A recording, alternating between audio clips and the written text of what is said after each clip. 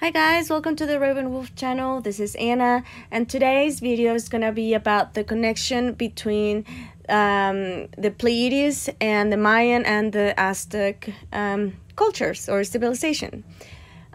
So in the South and Middle America, the Aztec and the Maya people use the movement of the Pleiades as a major component of their calendars. In the Mayan civilization, the constellation will pass directly over major ceremonial centers every 52 years. Their year began when the priests first marked the cluster of stars' cosmic rising in the east, immediately before the sun's downlight obliterated the view of the stars. The Aztec called the Pleiades Tiānquiztli, meaning marketplace or gathering place, and was considered an important sign of the continuation of life. The Aztecs perform a special religious ceremony called the Dance of the New Fire once every 52 years to ensure the movement of the cosmos and the rebirth of the sun. But I actually got to see this dance when I went to Mexico last year in June, and I went to Teotihuacan, where the pyramids are, and then after that me and my family went to eat at a place called La Gruta, which is it's a restaurant inside a cave, and it's pretty cool. It's a pretty cool place. But anyways, they perform the dance of the new fire, so I will be showing you guys this video. So this 52-year period also corresponds to the 260-day Mayan religious calendar called the Tzolkin, when it interlocks with the 360-day civil Mayan calendar, which is called the Haab. Every 52 Haab solar years are 73 Tzolkin years. These calendars coincide.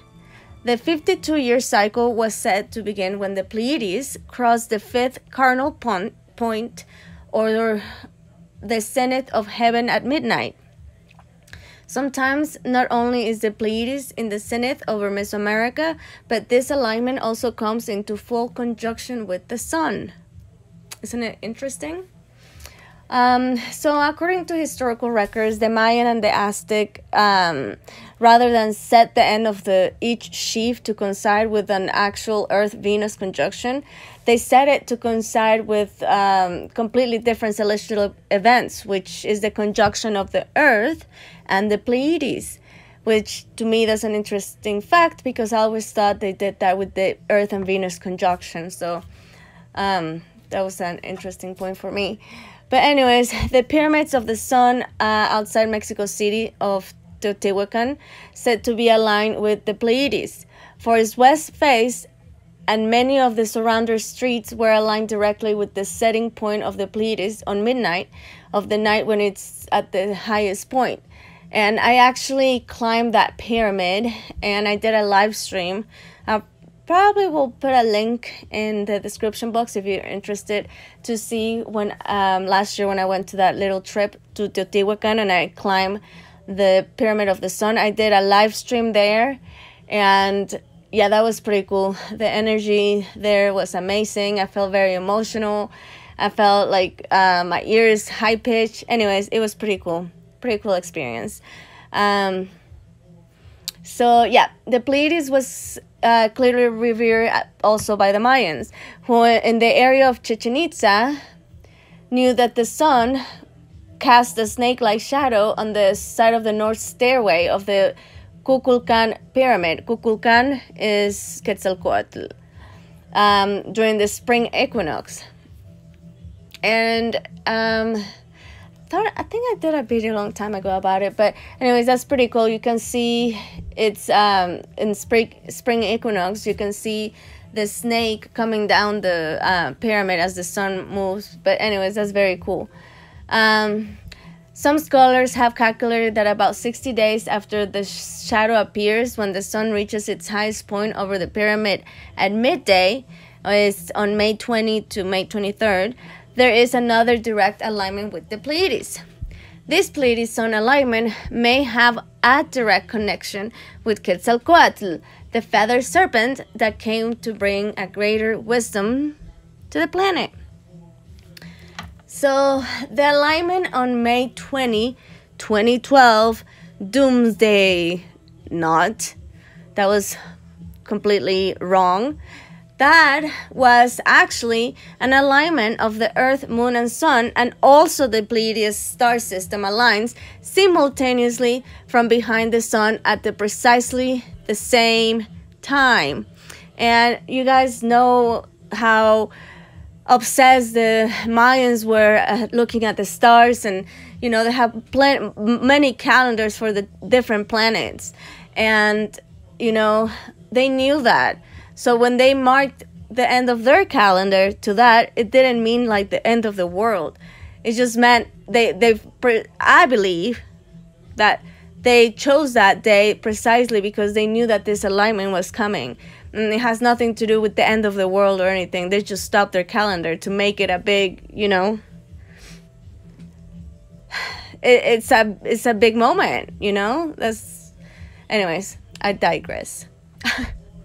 So there is actually a Mayan prophecy that predicts that after a global earthquake, the new men of knowledge will return to Earth to usher in in a global government, and it's called the return of the Jaguar serpent. So I think people sometimes they just like to mix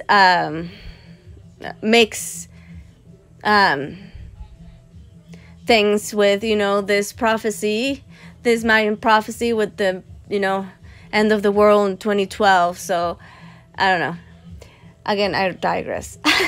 Another Mayan city with a connection with the Pleiades is the ruins of the ancient city of Tikal, found in the rainforest in Guatemala. It is one of the largest archaeological sites and urban centers of the pre-Columbian Mayan civilization. It is located in the archaeological region of the Petén, in what is now northern Guatemala. And I have an interesting fact about this because some of you guys know, if you heard me talk about this, but I have family from Guatemala and from my mom's side, because my grandpa from my mom's side, he was working in Guatemala in Petén and married a Guatemalan lady from there. So I have cousins and stuff from that area. And it's interesting because it's exactly where Tikal is, where the ancient city, you know.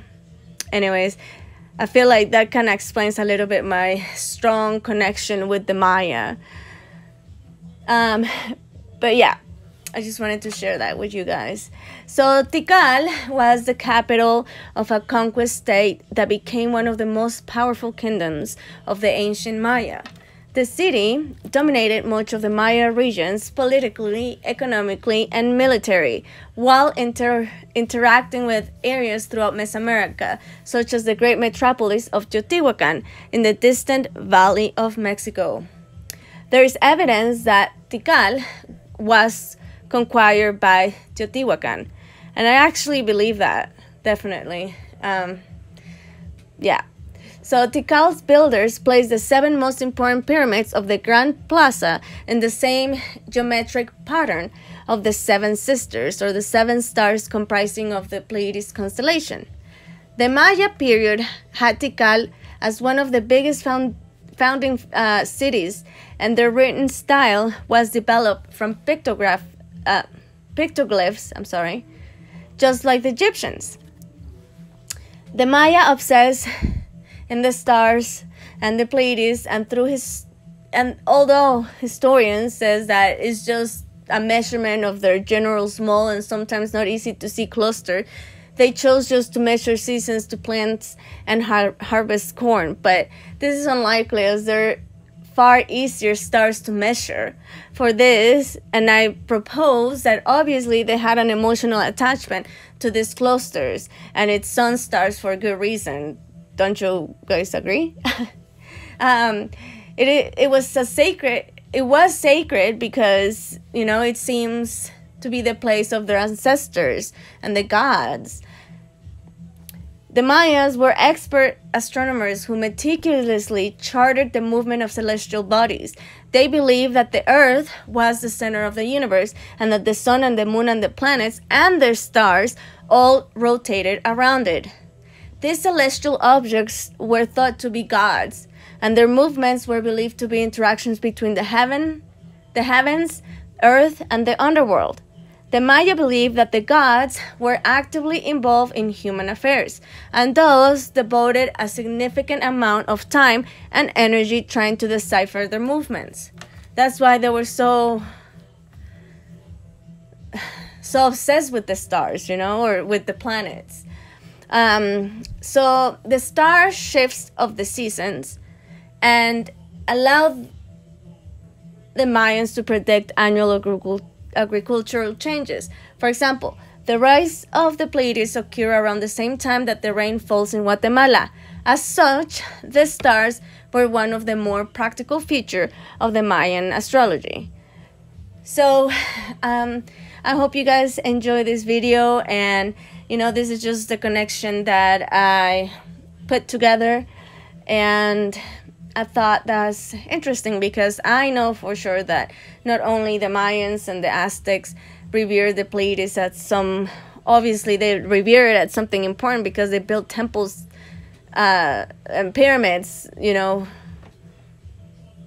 not temples, I'm sorry, but pyramids and cities according where the Pleiades were and when they will rise and this and that. So I know, like I said, that they're not the only ancient culture that revere them like that. But anyways, this is just the connection I put together, and I hope you guys enjoy, and I will see you guys very, very soon in Lakesh.